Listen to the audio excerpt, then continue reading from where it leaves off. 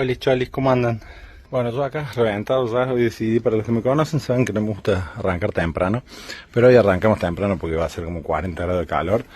Vinimos a la casa de Gachi a poner este limonero 4 estaciones, hueco grande, tutor. Los de caña yo se los sugiero porque son más estéticos, ¿bien? Pero los de palo cumplen la función. Este es un lugar muerto de la casa, atrás del asador, ahí está la pila, hoy que van a meterme.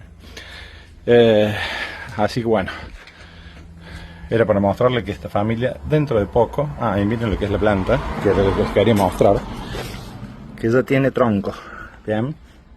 Ya es una planta fuerte, es decir que esta planta lo más probable es que en un añito, o sea la temporada que viene,